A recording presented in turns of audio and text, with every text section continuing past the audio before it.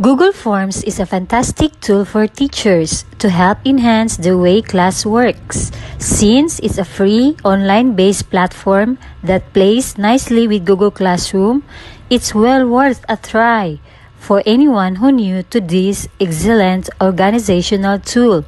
Google Forms, as the name might give away, is a quick and easy way to leverage the form-based system to create quizzes, make grading faster and easier, and more. Moreover, it is user-friendly, easy to administer, and helps instructors save paper and time grading assignments. So how can you start Google Forms now? Just watch this video, as it can be one of the best ways to get the most out of it for class.